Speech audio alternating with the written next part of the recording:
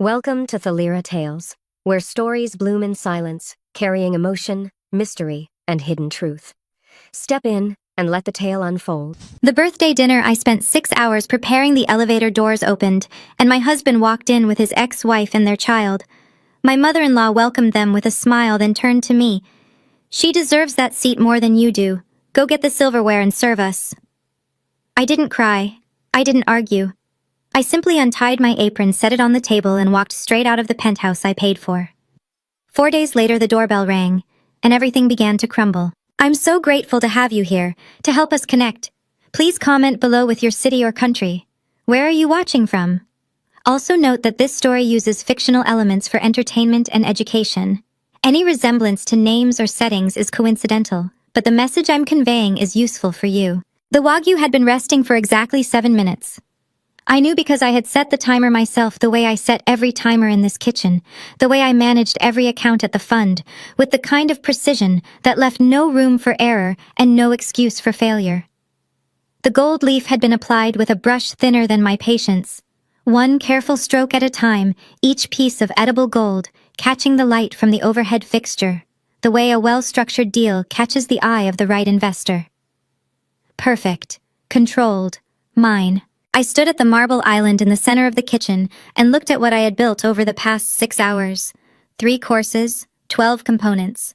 1 birthday dinner for a man who had not once stepped into this kitchen to ask if I needed help. The smart home system hummed quietly in the background, the soft, almost imperceptible sound of a house that knew its owner. Temperature set to 68 degrees. Ambient lighting adjusted to warm gold. The playlist I had curated for the evening moving through its opening tracks. Every setting had been chosen by me, calibrated by me, paid for by me. The system was registered under one name, mine. I pressed my palms flat against the cool marble and breathed. 10 years. That was how far back I had to go to understand how I had arrived at this particular kitchen, in this particular penthouse on this particular evening that felt like the last one of something I could not yet name. Julian Sterling and I had met at Columbia during our junior year. He had been sitting outside Butler Library with a stack of business textbooks and an expression that I would later recognize as the specific look of a man who had just made a very expensive mistake and had not yet told anyone. I had sat down next to him, not because I was interested, but because the bench was the only one in the shade, and September in New York had not yet understood that summer was over. He had looked up at me and said without introduction, "Do you know anything about restructuring debt?" I had laughed, a real laugh, the kind that surprised me. "A little," I had said. We had talked for 4 hours. What I saw in Julian Sterling that afternoon was not charm, though he had that too. What I saw was the specific kind of hunger that belongs to people who have tasted failure and refuse to be defined by it. His family's investment portfolio had collapsed under decisions made before he was old enough to vote, and he was spending his junior year trying to understand why and how and whether it could be undone. He was broke honest and trying harder than anyone I had ever met. I fell in love with that version of him. I want to be clear about that. What came after the support, the capital, the 5 years of rebuilding the Sterling name from the ground up, none of it was obligation. It was choice. It was love. The problem with loving someone for their potential is that potential is not a permanent address. I heard her before I saw her. The particular rhythm of Beatrice Sterling's heels on the marble floor had a quality I can only describe as deliberately audible, each step placed with the confidence of a woman who believed the floor existed for the purpose of announcing her arrival. She appeared in the kitchen doorway in a Chanel suit the color of charcoal, her silver hair set with the kind of rigidity that suggested her stylist had been visited that afternoon, and she looked at the spread before me the way one looks at a piece of furniture that has been moved slightly out of place. "It smells adequate," she said, and reached past me for the salt without asking. My jaw tightened. I felt the muscle jump beneath my cheek, a small involuntary thing that I had learned to suppress in boardrooms and could not always suppress here. "The seasoning is calibrated," I said, keeping my voice even. "Adding salt will throw off the balance." Beatrice set the salt shaker back down with a small click that managed to communicate both acknowledgement and dismissal simultaneously. "Julian prefers things well seasoned," she said. "He always has. You'd know that if you had been cooking for him longer." She left before I could respond. The click of her heels moved back down the corridor, and I stood there with my hands pressed against the marble, and my chest doing something that felt uncomfortably like the early stages of grief. I was not going to cry in this kitchen. I had made that decision 14 months ago, and I had kept it every day since. I turned back to the Wagyu and continued working. Arthur appeared 20 minutes later quietly in the way he did everything. Julian's father moved through rooms the way water moves through a landscape, finding the spaces between things without displacing them. He was 64 years old, and he had the eyes of a man who had seen more than he had ever said out loud. He stood at the edge of the kitchen and looked at what I had prepared, and something in his expression shifted not dramatically, not with the performance of appreciation that Beatrice deployed like a weapon, but genuinely. The way a person looks at a thing when they understand what it cost. "You didn't have to do all of this," he said. "I know," I said. He crossed to the counter and set something down beside the cutting board, a small, folded note, the kind torn from the notepad he kept in his shirt pocket. I did not read it while he was there. I waited until he had gone, and then I opened it. It said, "Thank you for everything, E." 4 words. No signature. As if he knew that anything more formal would have undone us both. I folded the note and put it in the pocket of my apron. My throat felt tight, not from tears. I refused tears, but from the particular ache of being seen by exactly one person in a house full of people who had decided not to look. I turned back to the stove, and that was when I noticed Julian had not come to the kitchen once in 6 hours. He was in the living room. I could hear him, his voice carrying the easy cadence of a man entirely comfortable with the evening, laughing at something on his phone, the sound of ice against crystal as he poured himself something from the bar cart. The bar cart I had stocked. In the apartment I had purchased. On the floor of a building where my name was on every document that mattered. He had never once opened a bank statement in 5 years of marriage. He believed that was what having a wife who ran a hedge fund was for. I had never corrected that belief. I had simply kept records. Beatrice had a word for women like me. She used it often, always, with the particular satisfaction of someone deploying a phrase they have been saving. She called me practical. She said it the way other people say temporary. To her, my money was a utility, the kind of resource a family of standing could access without owing gratitude the way one uses electricity, without feeling personally indebted to the grid. The sterling name was the currency that mattered. Everything else was infrastructure. I understood her logic. I had understood it for years. That was precisely what made it so difficult to argue with and so impossible to accept. I lifted the first plate, the gold leaf catching the light one final time, and began carrying the evening's work toward the table. The timer on the smart home system chimed softly. 6:58 in the evening. 2 minutes until dinner. That was when I heard the elevator. The elevator doors opened and my husband stepped out with another woman on his arm. Not literally on his arm. Julian had enough social awareness to avoid that particular staging, but Clara Montgomery was close enough that the intention was unmistakable. She wore a Saint Laurent dress in black silk that moved the way expensive things move, as if gravity were merely a suggestion. Her Patek Philippe watch caught the light at her wrist, $300,000 of precision engineering that told time the way a cathedral tells time, with the absolute confidence of something built to outlast everything around it. She looked exactly the way a woman looks when she has spent the afternoon preparing to be looked at. Behind her, holding her hand with the careful trust of a child who has learned that adults make decisions he is not consulted about, was Ethan. 8 years old.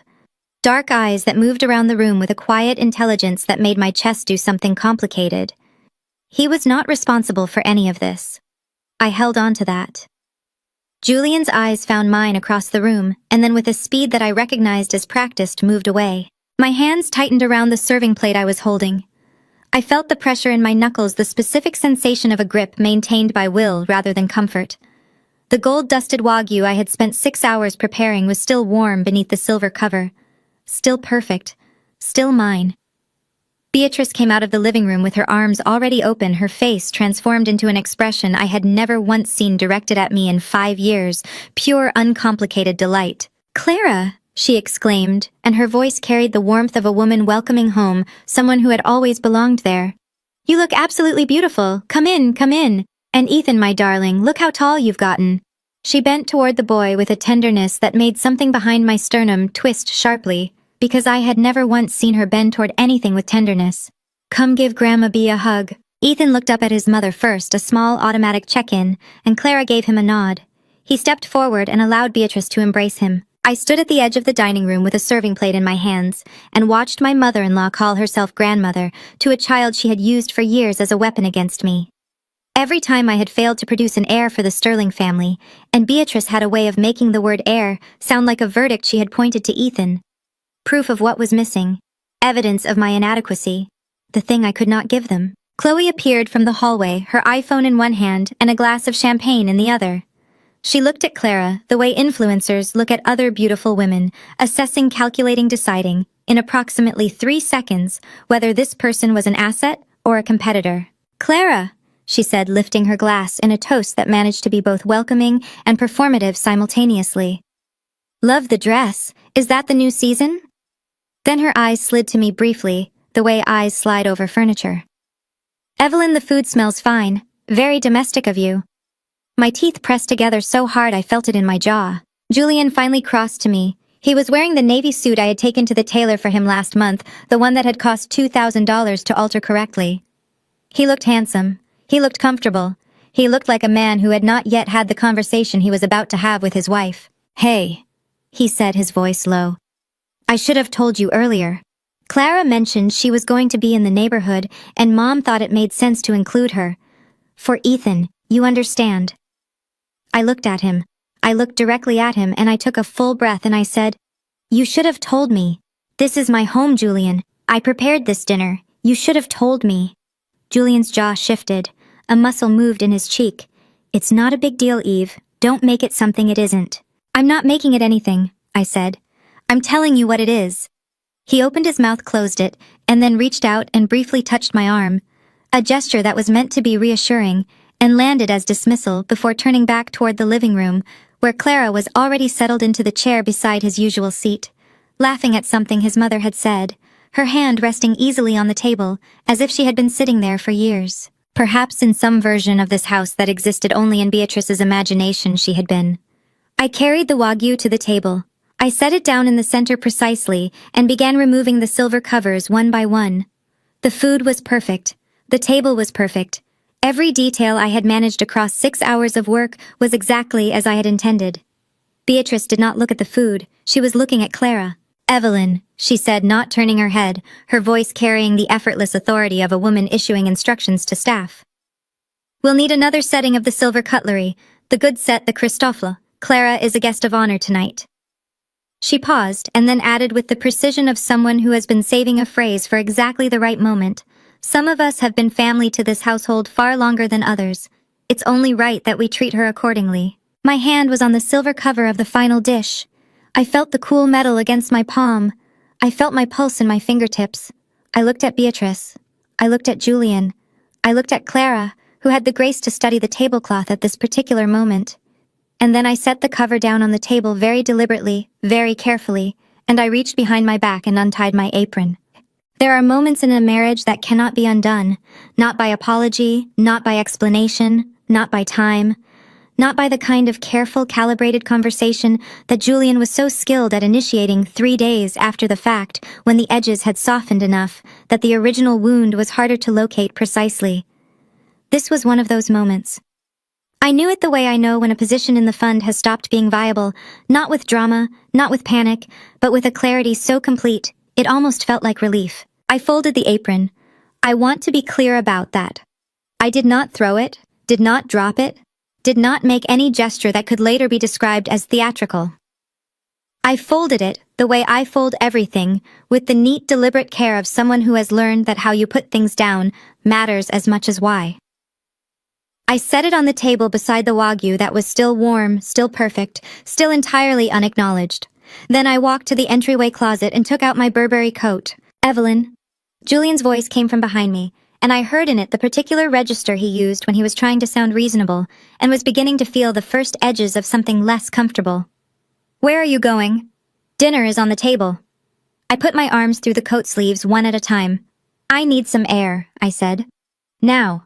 His voice climbed half a register. "We have guests, Eve. You can't just—" "I'm not asking for permission, Julian." I said it without turning around, and I heard how it landed, not cruel, not loud, just final, the kind of sentence that closes a door. I heard Beatrice's voice from the dining room carrying its usual certainty. "Let her go, Julian. She'll come back when she's finished being dramatic. Clara, please try the appetizer. Evelyn does manage the basics adequately." My hand found the door handle. I pressed down. The hallway outside the penthouse was the kind of quiet that only exists in buildings where the walls are thick enough to absorb everything that happens inside them. I stood there for 3 seconds, just 3, with my back against the closed door and my eyes on the ceiling. My chest felt like something had been sitting on it for a very long time and had just finally stood up. I was not going to cry in that hallway. I had given myself that rule in the elevator on the way up to this apartment on the day we moved in, when Beatrice had made a comment about the way I'd arranged the kitchen, and Julian had laughed along with her, instead of saying anything at all. I had filed it away, then the way I file things that matter, carefully, completely in a place I could find it again. The elevator arrived. I stepped in. I caught my reflection in the mirrored panel as the doors closed. The white Ralph Lauren dress, the Tiffany necklace that had cost $500,000, the hair that had taken 40 minutes this morning. I looked like a woman arriving somewhere important. I did not look like a woman leaving. I wondered, not for the first time, when those two things had started to feel like the same thing. On the ground floor, the Park Avenue entrance was cold. Properly cold, the way New York in late November reminds you that it does not particularly care about your schedule or your circumstances. The air hit my face like a correction, sharp and honest, and entirely without pretense. I breathed it in, once, twice, a third time. My shoulders dropped half an inch. I became aware that I was trembling slightly. Not from cold. My hands were shaking with the particular tremor that comes after you have been holding something very tightly for a very long time and have just let go. I pressed them together in front of me and made myself breathe evenly. Behind me through the lobby glass I could see the doorman pretending to study something on his desk with great concentration. Good man. 18 months on this door and he had learned with the professional discretion of someone who worked in a building full of expensive lives exactly when not to look. I thought about Beatrice's voice, that particular satisfied cadence she used when she believed she had won something. Let her go. She'll come back when she's finished being dramatic. I thought about Julian's hand on my arm earlier, that brief, insufficient touch. I thought about Clara settled into the chair beside my husband, as if she had been the answer to a question this family had been asking before I ever arrived. And then I thought about something else entirely. Something I had been thinking about carefully and without urgency for 14 months. My phone vibrated in my coat pocket. I pulled it out, expecting Julian, who would be standing in the dining room now, one hand on the back of his chair, performing a version of casual for the benefit of his mother and his ex-wife, while internally calculating how long he needed to wait before coming after me. Julian, who would have 3 things prepared to say and would lead with the least true of them. But the name on the screen was not Julian. It was Marcus. 1 message, 4 words. I'm outside. Black car. I looked up from the screen. Parked 20 feet from the entrance, engine running, was a Rolls-Royce Spectre, the color of midnight. The rear window was down exactly 2 inches, enough to let me know someone was watching, not enough to seem eager. My hands had stopped shaking. I walked toward the car. Marcus Webb had never smiled. In 12 years of working together, first when he was the fund's outside counsel, and I was a junior analyst who asked too many questions. Then when I was running the fund, and he was the only lawyer in New York I trusted with anything that actually mattered, I had never once seen him produce an expression that could be described as warm. He communicated satisfaction through the absence of criticism, and approval through the precision of his word choice. When Marcus said something was adequate, he meant excellent. When he said it was solid, he meant exceptional. When he said nothing at all, you had made a mistake. Tonight, standing beside the open rear door of the Rolls-Royce Spectre with a crocodile leather briefcase in one hand, and the particular stillness of a man who has been preparing for this moment for considerably longer than this evening, he looked at me and said, "You look composed." From Marcus, that was practically a standing ovation. "I feel composed," I said, and got into the car. He settled in beside me and set the briefcase on his knees. The driver pulled away from Park Avenue without being asked. He had been briefed. Like everything else, Marcus touched well in advance. The city moved past the windows in its usual indifferent way, all light and motion, and the particular energy of a place that continues regardless of what any individual life is doing inside it. Marcus opened the briefcase. The interim property order was signed by Judge Patricia Holloway at 4:17 this afternoon. He said, removing a document and placing it on the leather surface between us, with the care of someone handling something that has already changed shape. Every asset associated with the Park Avenue penthouse is officially recognized as your sole property pending final decree. That order is what authorizes everything that follows. I looked at the document. Judge Holloway's signature was decisive, a single clean line that knew exactly what it was doing. The prenuptial agreement? Marcus continued, removing a second document. Article 7. The Morality Clause.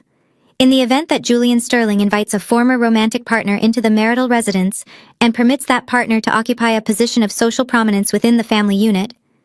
He paused here, and I understood the pause was not for drama, but for precision. He voluntarily forfeits all claims to shared assets and waives any right to contest the division of property. Clara sat in the chair next to him at his own birthday dinner, I said. In front of his mother, his sister, while I was standing 10 feet away holding a serving plate. That will be documented as the triggering event, Marcus said. Yes, I exhaled. Not dramatically. Not with the shudder of someone releasing something they had been holding too long, but steadily, the way you exhale when a calculation you have been running for months finally resolves to a clean number. And the divorce filing. Submitted to the Manhattan Supreme Court last Tuesday. Standard processing time in New York is 3 to 5 business days for the court to prepare the service package. The process server will deliver to the penthouse in 4 days. Marcus folded his hands over the briefcase. Julian will be served at the residence. I've confirmed he has no travel scheduled this week. 4 days. Julian would spend 4 days in that penthouse, believing the evening had resolved itself the way evenings always resolve themselves, with me coming back, adjusting, accepting, filing the incident away into the accumulating archive of things I did not make into something they were not. He would spend 4 days being wrong. The asset freeze documentation, Marcus said, producing a third set of papers. Bank accounts, investment portfolios, the startup equity, all cross-referenced against the financial records from the past 8 years. Julian's documented financial contribution to the household across 5 years of marriage.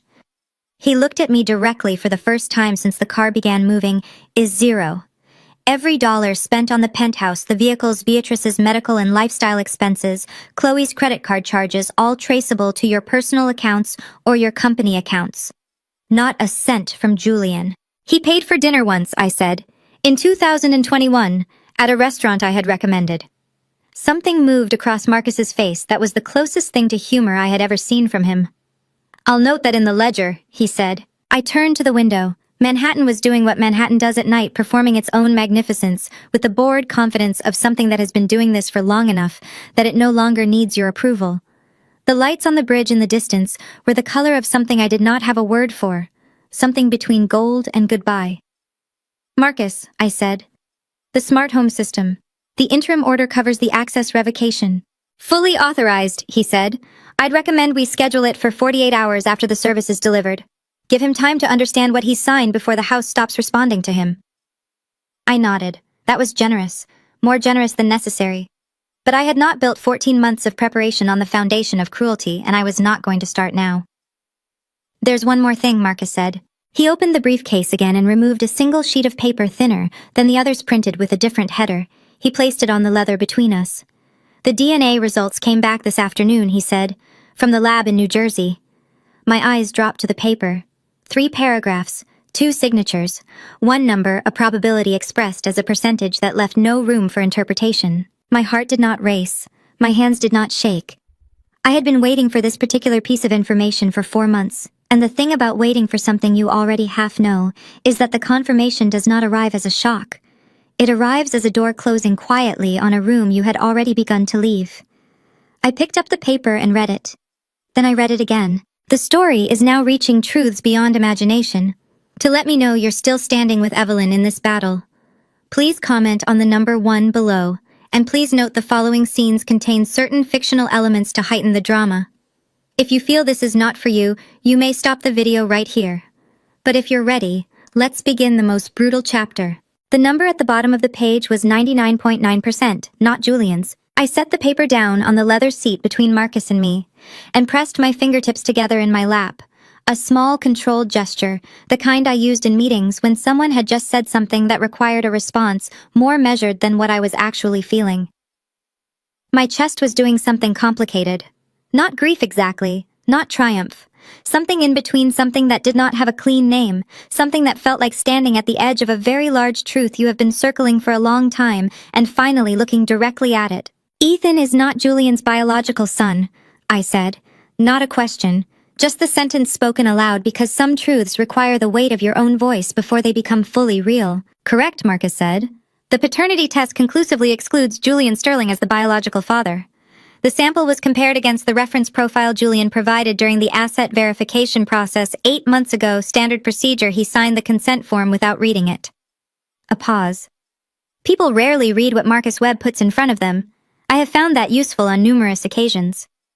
And the biological father, Richard Holt. Marcus said the name the way he said all names that carried consequence, flatly without inflection, letting the syllables carry their own weight.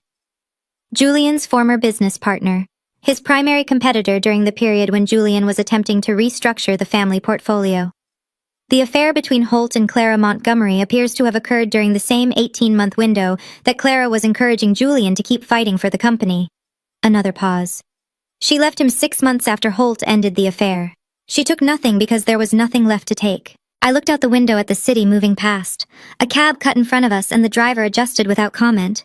Above the buildings, the sky was the particular shade of orange-gray that Manhattan produces at night.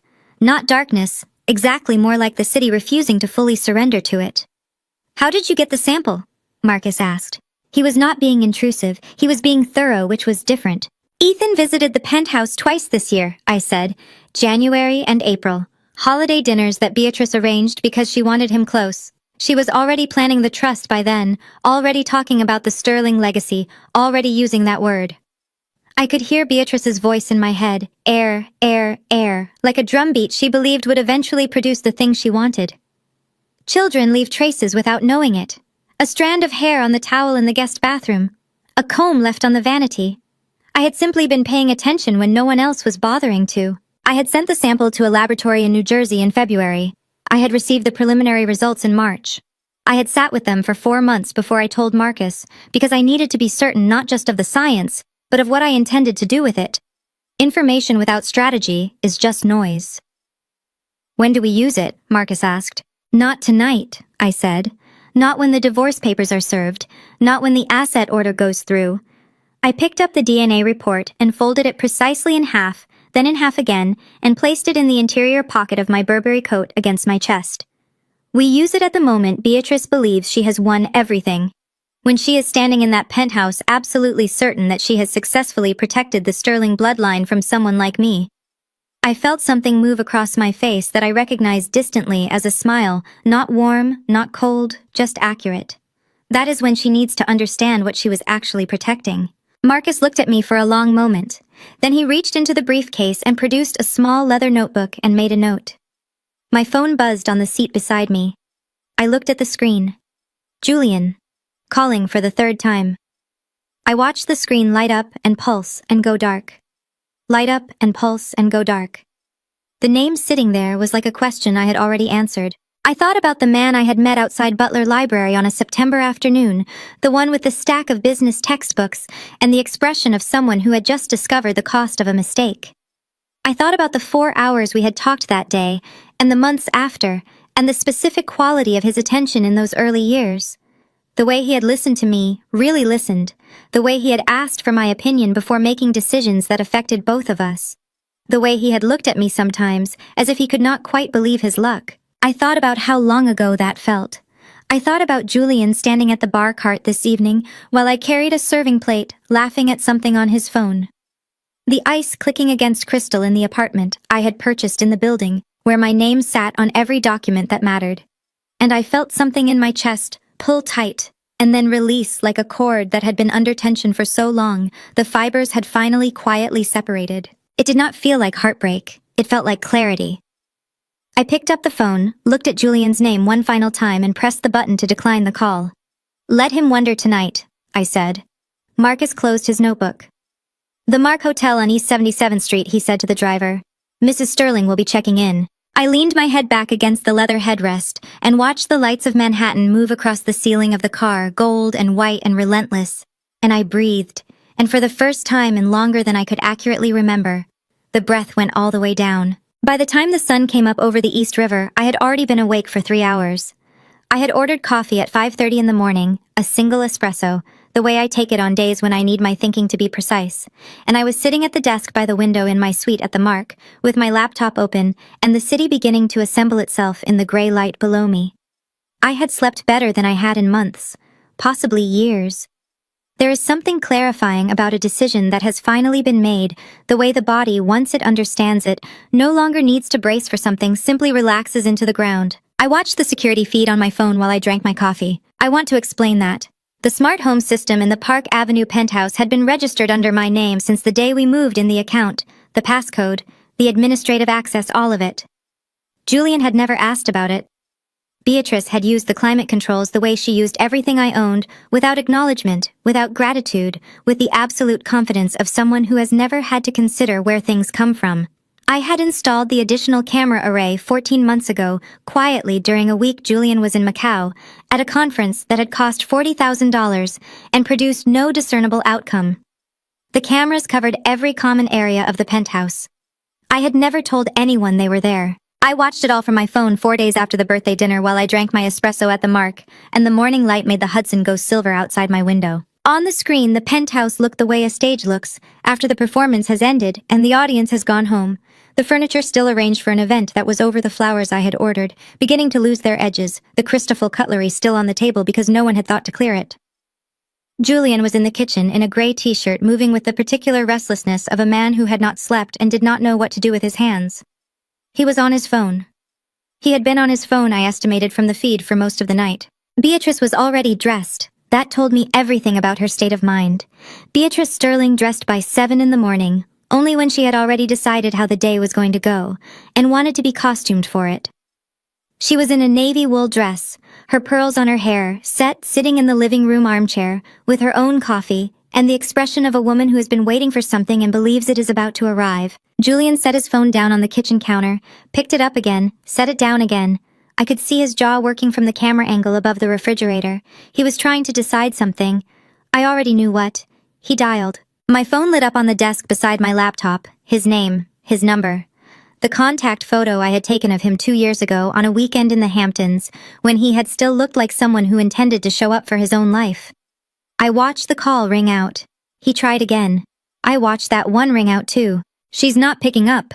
His voice came through the room, microphone slightly compressed by the recording, but clear enough. He sounded like a man standing at the edge of something, and not entirely sure what was below. Beatrice looked up from her coffee. "Give her until noon," she said in the tone of someone issuing a strategy rather than offering comfort. "She always comes back by noon. Every time she's stormed off in the past 3 years, she's been back by noon.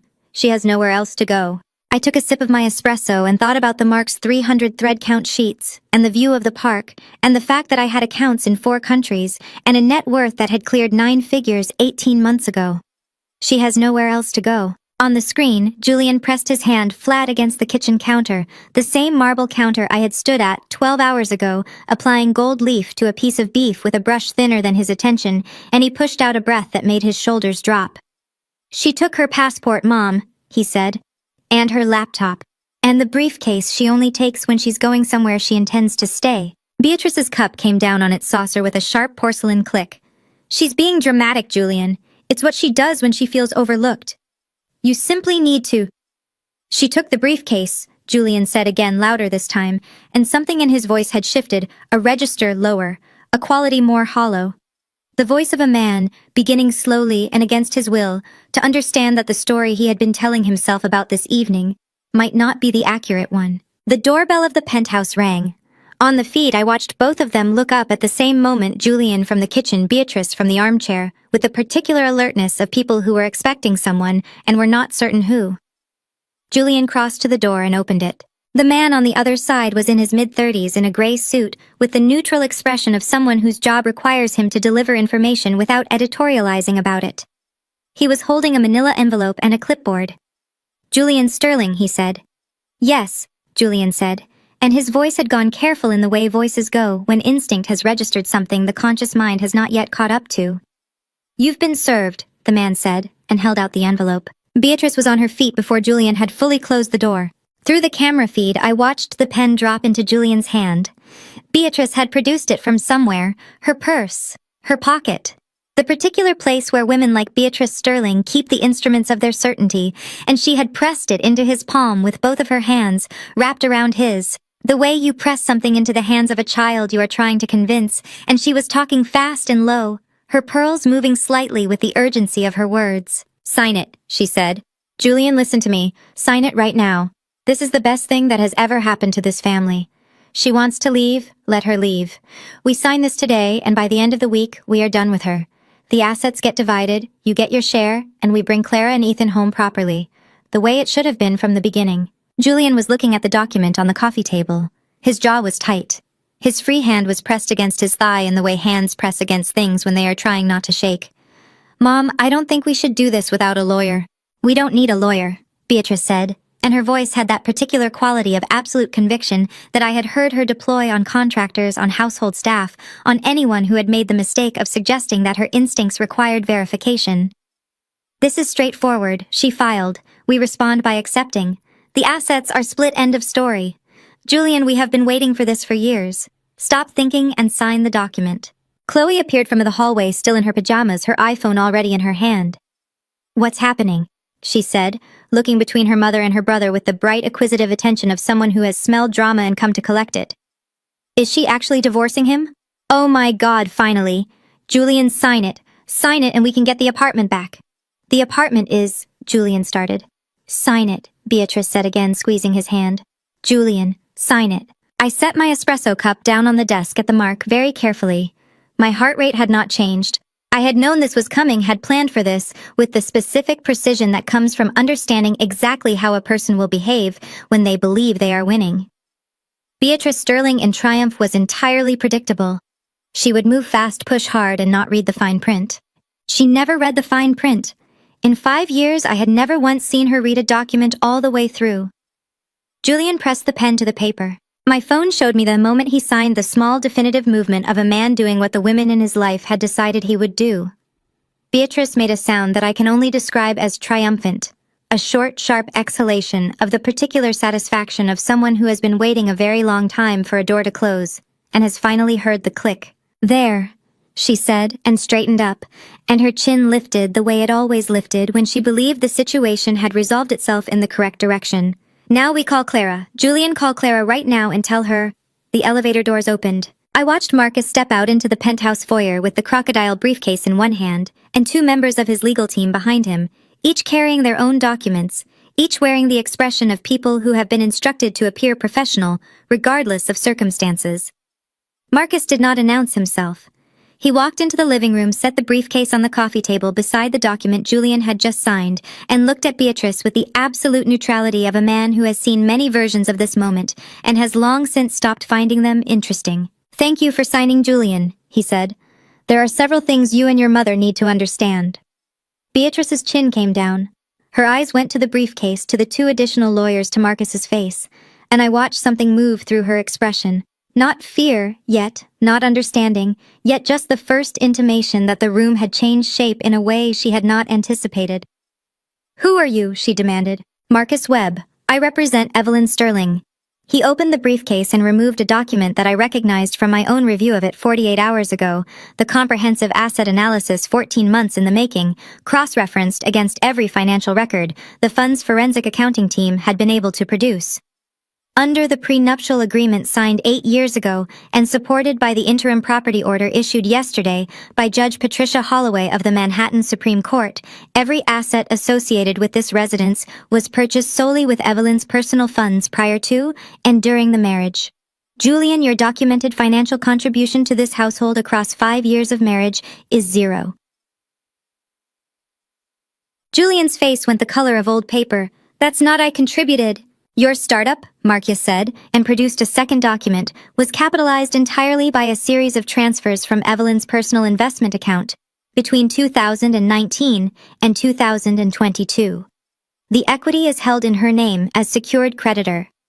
Furthermore, by inviting your former spouse into the marital residence on the evening of the 14th and permitting her to occupy a position of family prominence at a formal family gathering, you triggered the morality clause in Article 7 of your prenuptial agreement. He looked at the signed document on the coffee table. The document you just signed confirms your acknowledgement of that violation. A pause so brief it was almost not a pause at all. Your share of all assets in this residence 0. Beatrice made a sound. It was not a word. It was the sound a person makes when the architecture of everything they have built their certainty upon develops suddenly and without warning a crack that runs all the way to the foundation. "That is impossible," she said, and her voice had lost for the first time since I had known her its quality of absolute conviction. "This is the Sterling family estate. Our name is—" Marcus opened to the next page in the document and placed it on the table in front of her. "No, Mrs. Sterling," he said. "It isn't." Through the camera, I watched the first thing they sealed the painting above the fireplace. I watched one of Marcus's team members approach it with a clipboard and a roll of official court seals, small red and gold stickers that looked almost decorative until you understood what they meant, and begin the documentation process. The painting was a Basquiat. $1.2 million. I had purchased it at Christie's 3 years ago on a Tuesday afternoon between 2 conference calls, and I had hung it there because the light from the south-facing windows hit it correctly at 4 in the afternoon and made the colors do something extraordinary. I had never once heard Beatrice comment on it except to say on one occasion that she found contemporary art aggressive. "That painting?" Beatrice said, her voice climbing in a way I had rarely heard from her. Beatrice Sterling did not raise her voice, she lowered it. She weaponized the register of absolute certainty, but right now her register was doing something entirely different, something closer to panic dressed in indignation. "That painting has been in this family for 3 years. It has been in this residence for 3 years, Marcus said without looking up from his own documents. "It was purchased with funds from Evelyn's personal brokerage account on March the 14th, 2022. Receipt and provenance documentation are in Exhibit 4. He turned a page. "It is not family property, it is Evelyn's property. Everything in this apartment belongs to the Sterling family." Beatrice took 2 steps toward Marcus with her chin up and her pearls catching the morning light, and every inch of her presenting the image of a woman who has never been told no by anyone she considered worth listening to. "Our name has been associated with Park Avenue for 4 generations. You cannot walk in here with your little folders and your little stickers and tell me that a woman who has been married to my son for 5 years owns this family's home." Marcus looked at her, then directly briefly with the expression of a man who has heard many variations of this particular argument and has the documentation to address all of them. "Mrs. Sterling, the penthouse at this address, was purchased in 2019 for $14.7 million. The wire transfer originated from Evelyn's personal account at J.P. Morgan Private Bank. Your family has been associated with Park Avenue for 4 generations." He paused. "Your family's previous Park Avenue residence was sold in 2017 to cover outstanding debts. This residence was purchased by your daughter-in-law. I understand the distinction is uncomfortable. It is nonetheless accurate." Beatrice's hand went to her pearls. Her fingers wrapped around the strand, and I saw even through the camera the way her knuckles whitened. She was gripping them the way people grip things when the ground has moved and they are trying to find something that does not move with it. Julian had not moved from the couch. He was sitting with his elbows on his knees and his face in his hands, and I watched his shoulders rise and fall with the unsteady rhythm of someone whose breathing has lost its pattern. Chloe was standing near the hallway entrance, her iPhone lowered for the first time all morning, her face doing something I had not seen it do before, something young and uncertain and stripped of its usual performance. "What about the startup?" she said, and her voice came out smaller than she intended. "Julian's company. That's his. He built that." Marcus removed a 3rd document from the briefcase. "The startup was capitalized by a series of 11 transfers from Evelyn's personal investment account between 2019 and 2022, totaling $4.3 million. Evelyn holds secured creditor status on all equity." Additionally, he produced a 4th document and placed it in front of Chloe specifically, and I watched her take an involuntary step backward. "Your personal expenditures on Evelyn's corporate black card over the past 18 months total $240,000. That documentation has been submitted to the court as Exhibit 9. Chloe's mouth opened, closed, opened again. "I was using it for family expenses," she said, and even she did not sound convinced. "You were using it for personal luxury purchases at 17 separate retailers," Marcus said. "The itemized list is on page 3. Chloe looked at the document. Her face went red, not the flush of embarrassment, but the deeper, harder red of someone who has been caught completely and knows it, and has not yet decided how to arrange their features around that knowledge. Her hand tightened around her iPhone until her knuckles matched her mother's. "This is outrageous," Beatrice said, and her voice cracked on the last syllable. A hairline fracture in the architecture of her certainty that she covered immediately by raising her chin another half inch. We will contest every single item on every single document. Julian, call our lawyer. Call David Harrington right now." Julian lifted his face from his hands. His eyes were red at the rims, not from crying, not yet, but from the particular strain of a man who has been staring at something he cannot look away from and cannot look directly at either. "David Harrington retired last year, Mom," he said, and his voice was hollow in a way that had nothing to do with the acoustics of the room. "Then call someone else," Beatrice snapped. "Call anyone. This cannot be legal. This cannot simply—" She stopped. She pressed her hand flat against her chest over her pearls, and I watched her pull herself together with the visible effort of someone reassembling a structure that has just been significantly damaged. "This is not over," she said, and looked at Marcus with something that wanted to be authority and landed as desperation. "Do you understand me?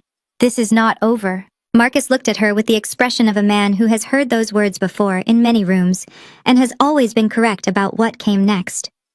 Julian's phone rang on the coffee table. The screen lit up. Clara Montgomery. He stared at it for a moment and then picked it up with the last of whatever he had been holding on to all morning. Clara Montgomery had always known exactly when to leave a sinking ship. I knew this about her not from intuition, but from documentation. Marcus had compiled a profile on Clara 18 months ago, standard procedure, when someone begins making regular appearances in a situation that involves my assets, and what emerged from that profile was a portrait of a woman of exceptional instinct and zero sentimentality. She had left Julian the first time 48 hours after his company filed for Chapter 11. Not a week after. Not a month after. 48 hours. She had packed efficiently, taken only what was legally hers, and walked out without a scene which I had always privately respected, even as I understood it for what it was. She was very good at reading a room. Through the camera feed, I watched Julian take the call on the couch, hunched forward, his free hand pressed hard against the back of his neck in the way people press things when they are trying to hold themselves together by force. "Clara," he said, "listen, something has happened. There's been a development with the divorce filing and the assets are Clara. It's complicated. I need you to—" He stopped. I could not hear her side of the conversation, but I could read Julian's face with the fluency of someone who had studied it for 5 years, and what I read there moved through several expressions in rapid succession. Confusion. Then the specific kind of hope that looks almost indistinguishable from desperation.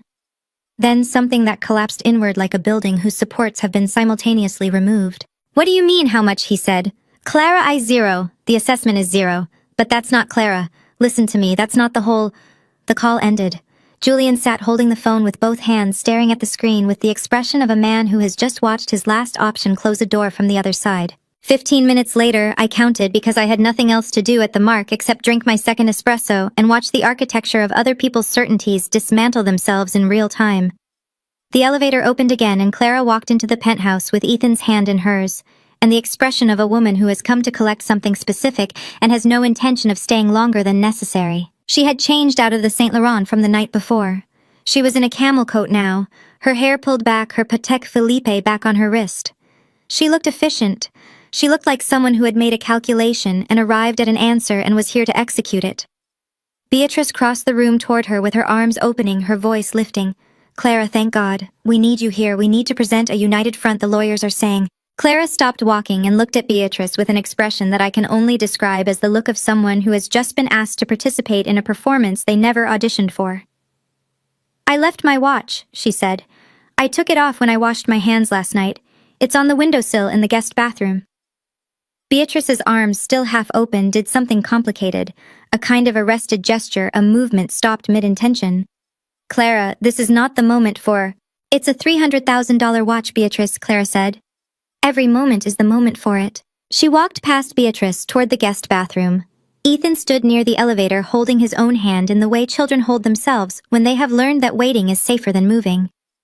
I watched him from the camera above the entryway and felt my chest do that complicated thing it did.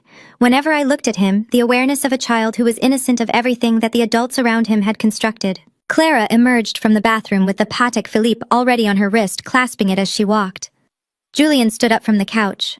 His eyes were red now, genuinely red, the rims swollen with the particular evidence of a man who had been holding something back for several hours and was losing the capacity to continue doing so.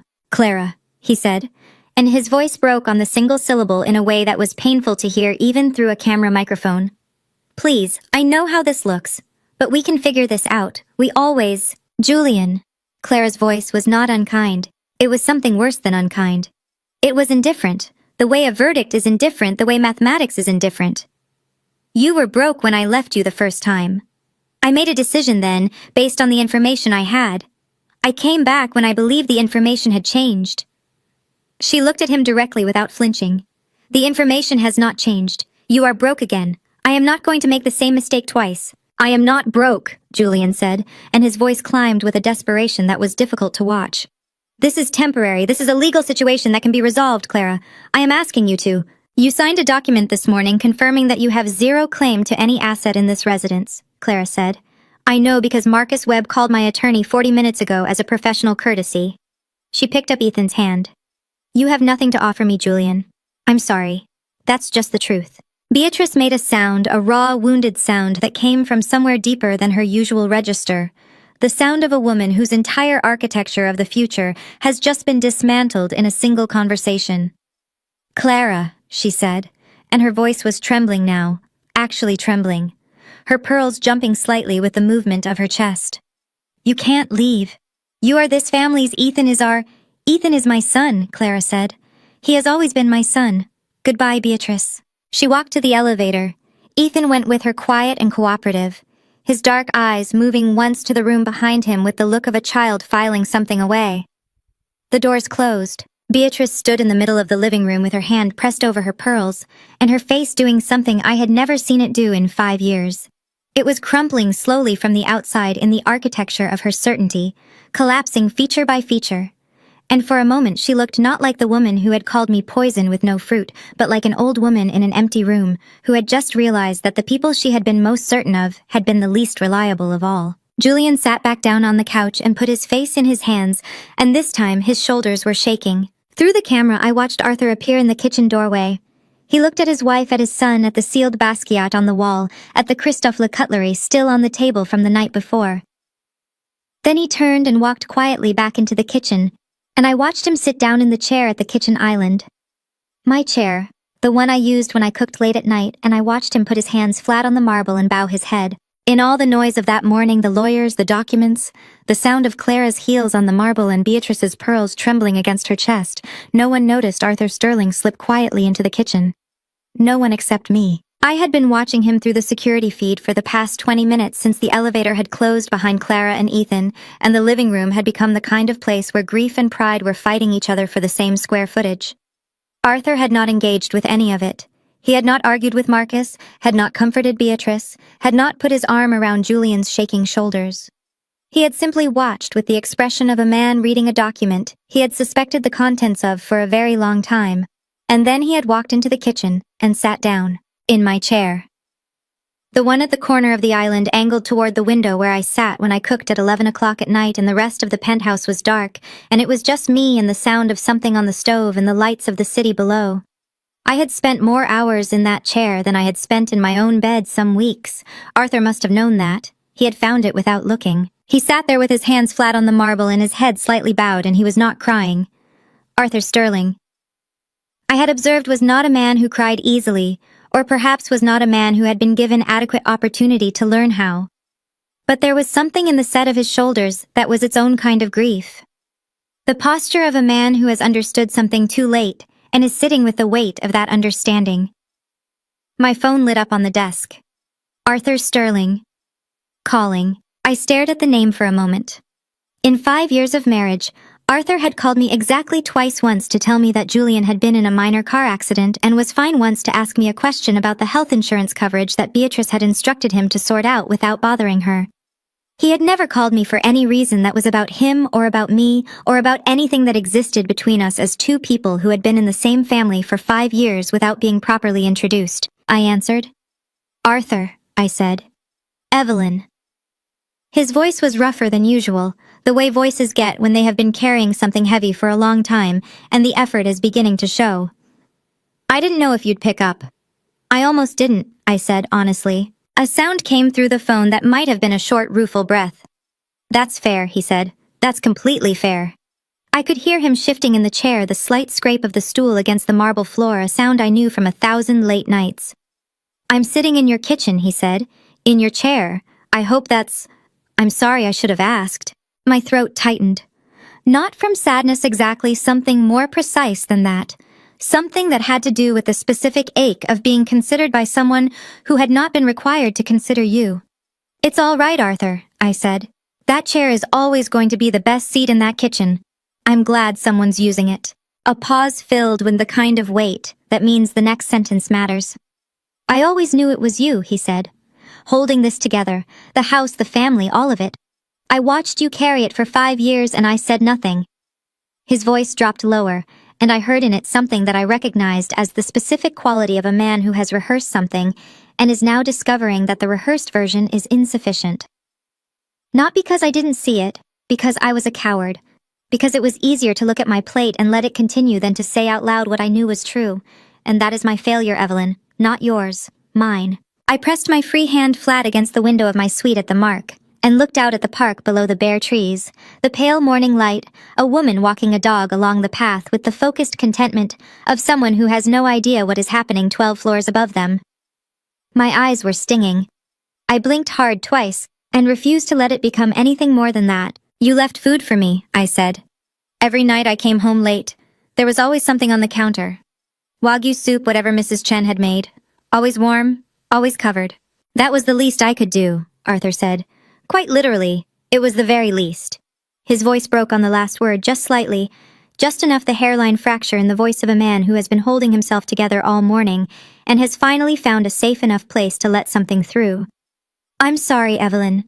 I am genuinely sorry, for all of it, for the years of it. I breathed in through my nose and out through my mouth, and I thought about 5 years of dinners I had cooked, and tables I had set, and bills I had paid, and comments I had absorbed, and what it meant that the only member of this family who was calling me right now was the one who had the least power to change any of it, and had found a way to show up anyway. The kitchen is yours, Arthur, I said, and my voice came out steadier than I expected.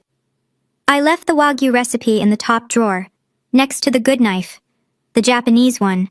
I paused. You'll need good stock. Don't use the cartons. Make it yourself. A sound came through the phone that was, I was almost certain, the sound of Arthur Sterling laughing for the first time all morning. Soft. Real. The laugh of a man who has been given something small and has understood its full size. Evelyn, he said, and then stopped. I know, I said. There's something you should know, he said, and his voice shifted back into something more careful. About Chloe. She opened the shop yesterday morning, on Madison Avenue, grand opening. Beatrice went this morning. Before all of this, she was very proud. I set my coffee cup down on the desk. Thank you, Arthur, I said, for everything. I ended the call, picked up my phone, and dialed Marcus.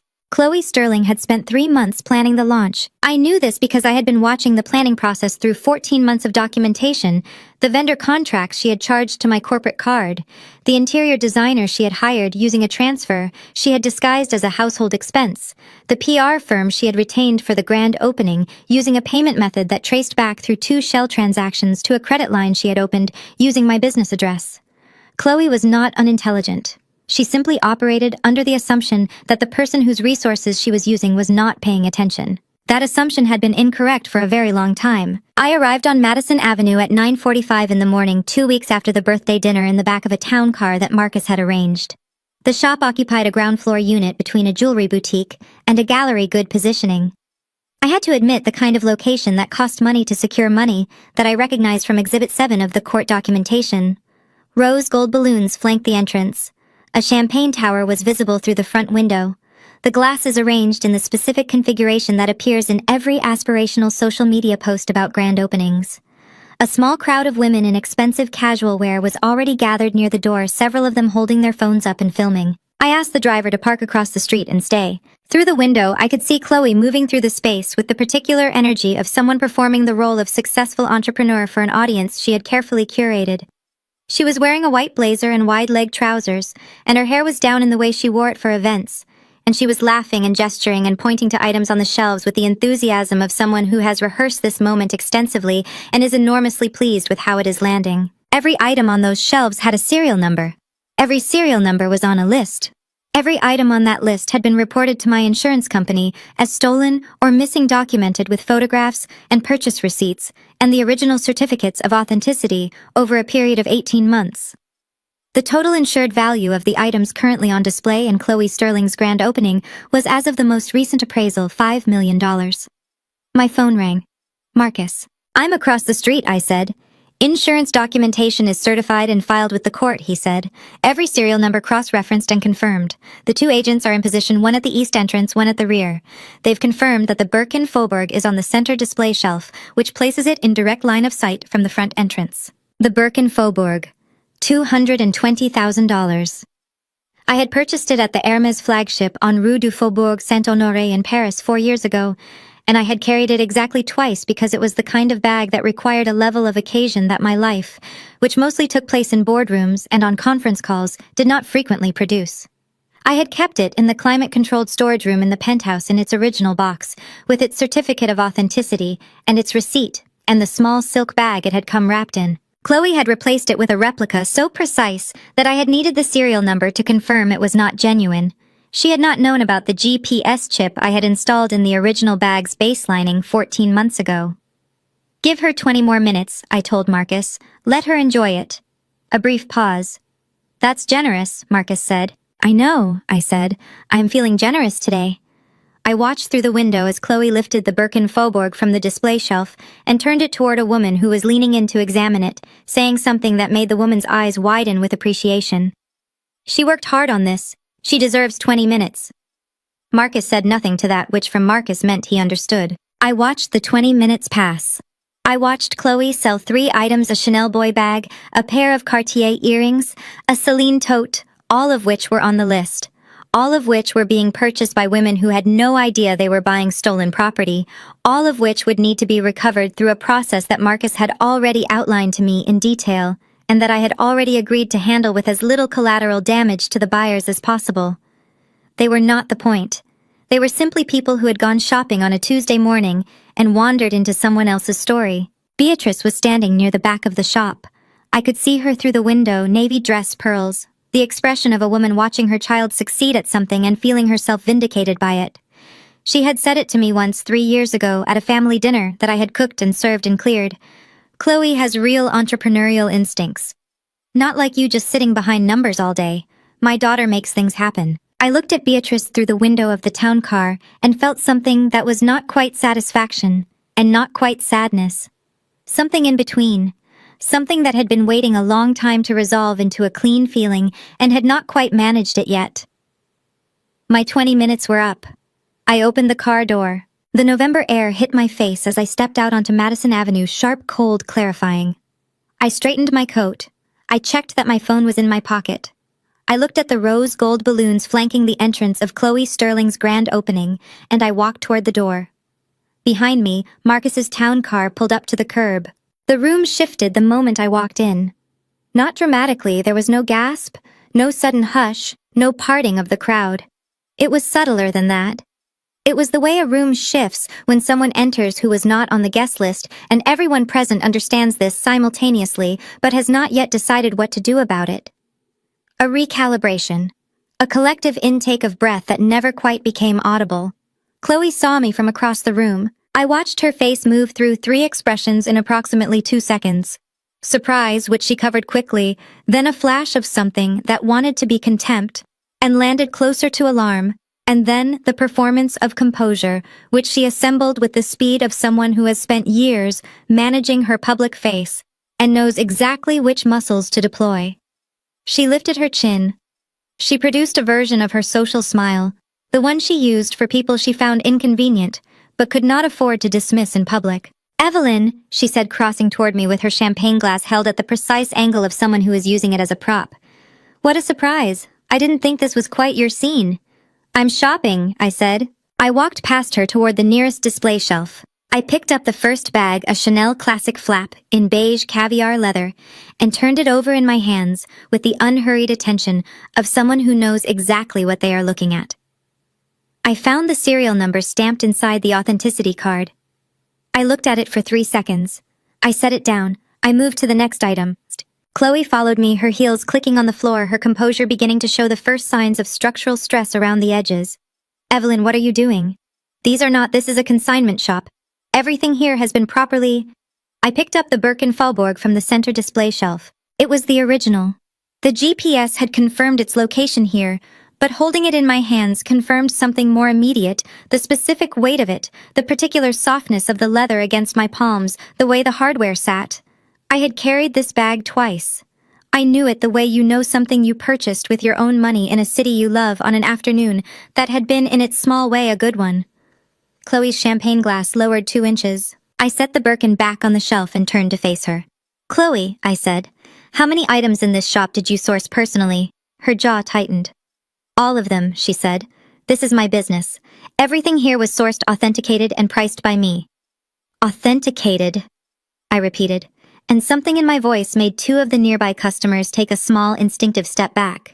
That's interesting. The door opened behind me. Marcus walked in, followed by 2 people in dark suits who moved through the shop entrance with the particular quality of people who are not there to browse.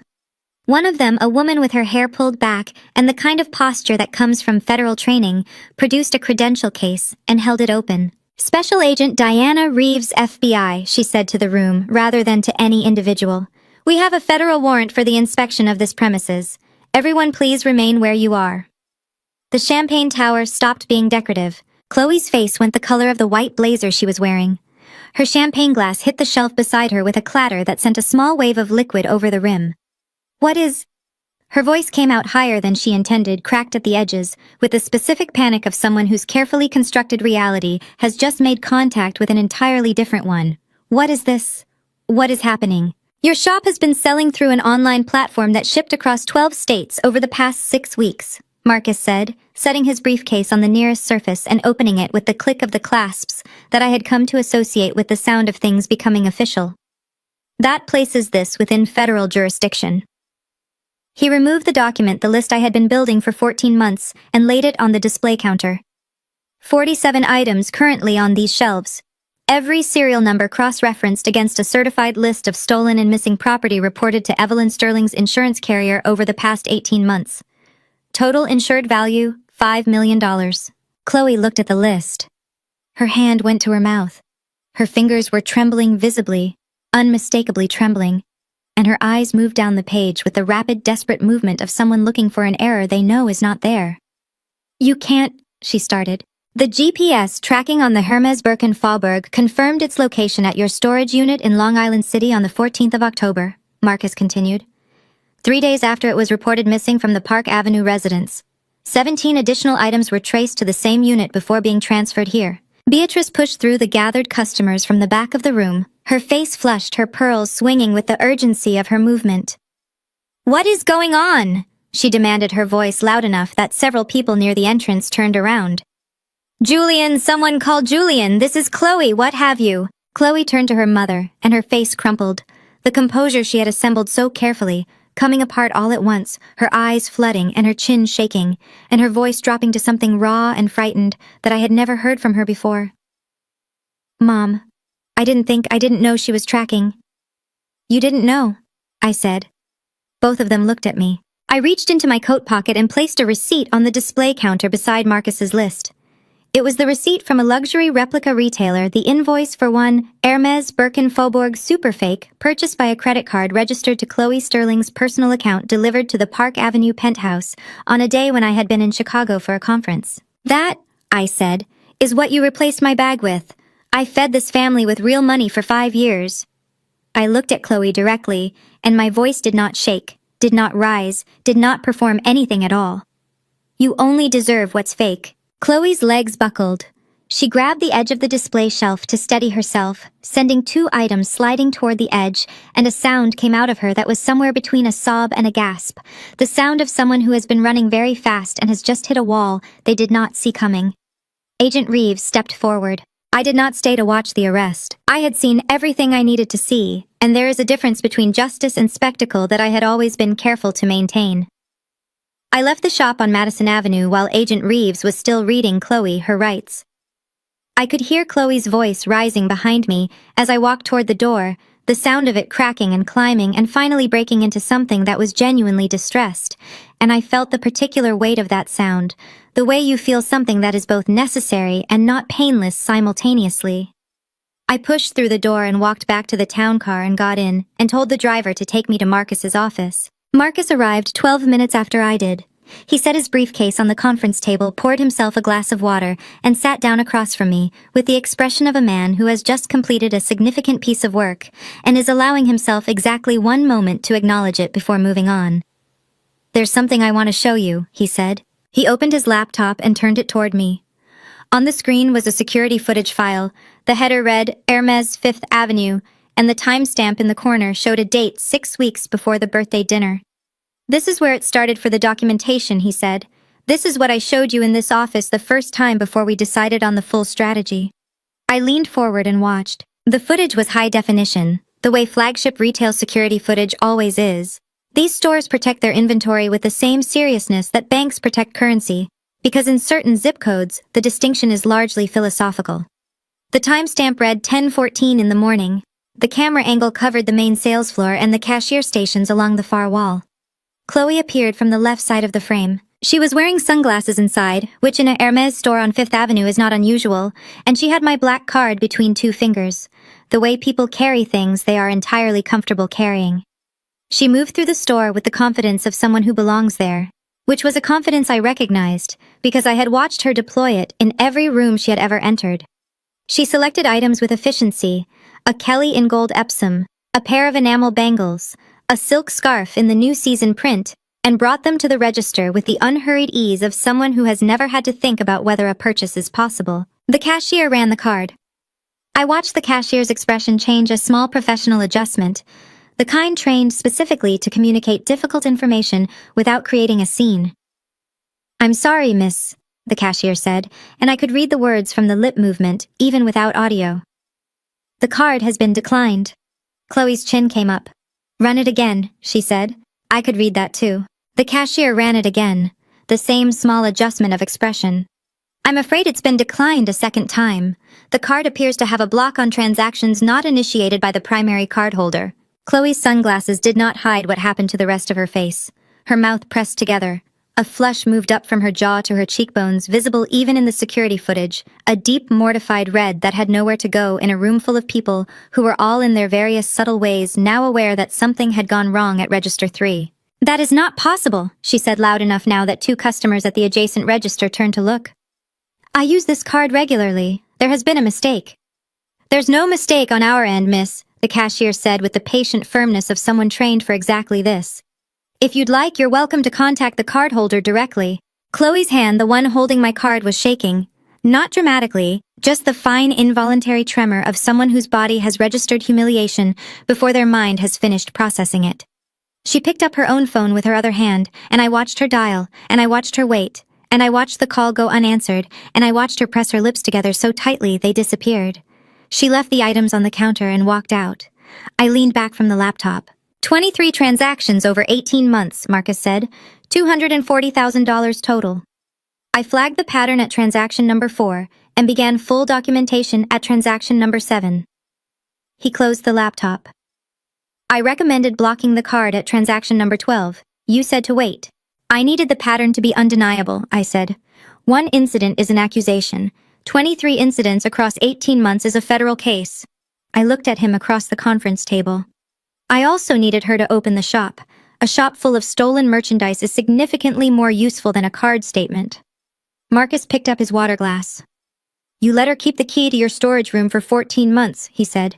"Not accusatory, simply noting a fact. Every time she used that key, the camera recorded her," I said. "I needed her to be consistent. People are consistent when they believe they are unobserved." I paused. Chloe had never once considered that she might be observed. That was her mistake. Marcus set the glass down. "The GPS chip on the Birken-Faubourg confirmed its location at her storage unit in Long Island City 3 days after you reported it missing," he said. "That's what gave us the interstate angle. She moved it across state lines during transport." "I know," I said. "I was tracking it in real time." Marcus looked at me with the expression he reserved for moments when something had exceeded even his expectations. He reached into the briefcase and produced the final document in the sequence, a single-page different header from the others. "This is the last piece," he said. "I'd recommend tonight, 8 o'clock. I looked at the page. Smart home access revocation. Authorized under the interim order. Every room, climate control included. Every room, I confirmed. Marcus made a note. Then he looked up. "There's one more thing.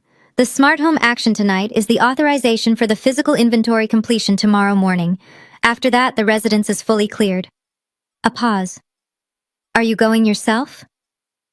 I thought about the penthouse, about the kitchen, about a silk apron folded on a table beside a perfect plate of Wagyu that no one had touched. "Yes," I said, "I'll go myself." I had learned it in my first year at the fund, sitting across a conference table from a man who lied with the absolute confidence of someone who had never been caught and therefore believed he never would be. He was the managing partner of a mid-sized firm in Midtown, and he was telling me with complete composure and excellent eye contact that the quarterly numbers I was looking at were accurate. They were not accurate. I knew they were not accurate because I had spent the previous 72 hours pulling every underlying position and running the calculations myself by hand at a desk in the fund's library at 2 in the morning with a cold cup of coffee and the particular focus of someone who understands that the most expensive thing in any financial relationship is an assumption left unverified. I had learned that day that information is not the same as intelligence. Information is what you are given. Intelligence is what you build from what you find when you go looking yourself. The man across the table from me had information. I had intelligence. The distinction ended his career within 18 months and launched mine. I had applied the same principle to the past 14 months. Marcus spread the full documentation across his conference table, not the court exhibits which were already filed, but the working record, the living document of everything I had built and cross-referenced and verified over 14 months of careful, methodical, entirely legal observation. "Walk me through it," I said. "All of it. From the beginning." Marcus nodded. He picked up the first page. "Month 1, he said. You flagged an anomaly in the household expense account, a charge from a luxury storage facility in Long Island City that you did not recognize and had not authorized. You traced it to Chloe's personal email, which was linked to your corporate account as a secondary user, a permission she had been granted for household management purposes and had been using for considerably broader purposes for approximately 7 months prior." "I didn't confront her," I said. "No," Marcus agreed. "You installed the camera array in the storage room and the dressing room the following week. 14 months of footage. 263 separate incidents of Chloe entering those rooms using the spare key that Beatrice had provided her, which Beatrice had obtained by having a copy made during a week when you were in London for the fund's annual investor conference." I pressed my fingers together on the table in front of me. Beatrice knew what Chloe was doing. "The footage shows Beatrice present on 6 occasions, Marcus said. On 3 of those occasions, she is visibly aware of what Chloe is removing from the storage room. On 1 occasion, she is holding the door." He set the page down and picked up the next. "Month 4. You flagged a second anomaly. The GPS chip you had installed in the Birken-Fallborg activated outside the penthouse for the first time, tracked to the storage unit in Long Island City." He looked up. "That was when you called me." "I had enough by month 4 to act," I said. "I chose not to." "You chose to wait for the shop," Marcus said. "I chose to wait for evidence that was irrefutable, irreversible, and federal," I said. "There is a difference between being able to prove something and being able to prove something in a way that cannot be undone by a good lawyer and a sympathetic judge." I looked at the table. Chloe had dated a federal prosecutor for 11 months in 2020. I was not taking chances. Marcus produced the next section, the financial documentation. 18 months of credit card transactions, each one itemized, each one photographed at point of sale through the camera systems I had installed. Each one cross-referenced against the insurance reports I had filed beginning 14 months ago, when I had understood clearly what was happening and had begun the process of protecting myself. $240,000, Marcus said. 23 transactions, 11 retailers. The largest single transaction was $80,000 at Hermes on 5th Avenue, the one that was declined. He paused. The declined transaction was not wasted. It became Exhibit 14. Everything became something, I said. Marcus looked at me across the table with an expression that was the closest thing to admiration I had ever seen from him, which on Marcus looked like a very slight adjustment around the eyes. "Evelyn," he said, In 14 years of practice, I have had 3 clients who understood preparation at this level. You are the first one who did it entirely alone. My throat tightened. I breathed through it. I didn't plan to destroy them, Marcus, I said. I want to be clear about that. I planned to protect myself. I planned to ensure that when the moment came and I knew the moment was coming, I had known for 18 months I would be standing on documented ground, not contested ground. There is a difference. Marcus picked up his pen. The difference being, I looked at the window. Outside, Manhattan was doing its usual thing, indifferent, magnificent, entirely unconcerned with the private reckonings of the people inside its buildings. One is revenge, I said. The other is just good bookkeeping. Marcus wrote something in his notebook. I did not ask what. He placed the final document on the table between us. The Smart Home Access Revocation Order authorized under Judge Holloway's interim ruling effective at 8 o'clock this evening. Every room in the penthouse, every system, every lock that had ever been calibrated to a fingerprint that was not mine.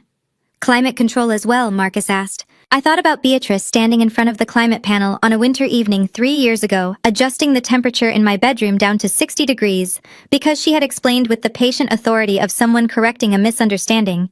The pipes in old buildings required careful management. I had found out later from the building's engineering team that the pipes required no such thing. Every room, I said, climate control included. Marcus nodded and made the notation. He closed the folder and looked at me. Tonight at 8, he said, and then tomorrow morning the physical inventory completion. Are you prepared for that? I thought about what tomorrow morning meant. Walking back into the penthouse, standing in the kitchen where I had spent 6 hours preparing a dinner that had become the last one. Looking at the people who had spent 5 years making me feel like infrastructure, and understanding finally and completely that I had been something else entirely. Yes, I said. My voice was steady. My hands were steady. I've been prepared for tomorrow morning for 14 months. Marcus closed his briefcase with the double click of its clasps. Then there's nothing left to do tonight, he said, except let the house go dark. The elevator doors opened at the 42nd floor, and I stepped into the penthouse I had called home for 5 years. The air inside was different, tighter, colder, charged with something that had no name. The marble floors gleamed under the morning light exactly as I had designed them to pale gold, each slab hand-selected from a quarry in Carrara, Italy, and shipped at a cost Beatrice had complained about for 3 months before quietly admitting she had never seen anything more beautiful in her life. I remembered that afternoon. She had stood at the center of the living room, arms folded, eyes scanning the floor with the expression of a woman who did not want to be impressed. "It's acceptable," she had said, finally her voice stripped of anything generous. I had smiled, said nothing, and returned to my office on the 41st floor. That was the last time I let her words reach me. Marcus walked in behind me, followed by 2 members of the enforcement team carrying sealed folders. Julian stood near the kitchen island, still in the same white Oxford shirt from the night before, untucked, one button missing. He looked like a man who had aged 10 years overnight. "Eve," he said. His voice cracked on the single syllable. "Julian." I did not walk toward him. I set my bag on the entrance table, the console I had bought at a Christie's auction 4 years ago, a piece once owned by an Astor, and turned to face the room. Beatrice came forward from the hallway, wearing the ivory Chanel suit I recognized from the Paris collection 3 seasons ago. Her posture was military straight, her expression a wall of granite. Arthur sat in the armchair by the window, hands folded on his lap, watching. "You have no right to come back here," Beatrice said. I reached into my bag and removed a single document printed on pale cream paper with the header of the Manhattan Supreme Court. I placed it on the console beside me face up and did not touch it again. "That is a certified copy of the interim property order filed under index number 2024-103742. I said, "Issued by Judge Patricia Holloway at 4:17 yesterday afternoon. It grants sole occupancy of this property to Evelyn Hart Sterling, effective immediately. Your names are not on the deed. They never were." Julian stepped forward. "Eve, please, can we talk? Just the 2 of us without all of this." His eyes were red at the edges, and I felt something move in my chest. Not the deep-rooted love I had carried for a decade, but something older, quieter. The memory of who he used to be. I pressed my palm flat against my stomach and breathed once. "There is nothing left to say that has not already been filed with the court," I told him. "You're really going to do this?" His voice broke open at the last word, splitting at the seams. "After everything, after 10 years, Eve, you are going to throw us out like we are nothing to you." "You brought your ex-wife into my home," I said. My voice did not shake. I had rehearsed this moment in my mind more times than I could count, and I had promised myself it would not shake. You sat at my table, ate the food I cooked for 6 hours, and let your mother tell me I was temporary. I did not throw you out, Julian. You made a contract with me 10 years ago, and then you burned it yourself. Beatrice's jaw tightened. That woman was invited by my son. Your son signed a prenuptial agreement with a morality clause, I said. Article 11. He knows what it says.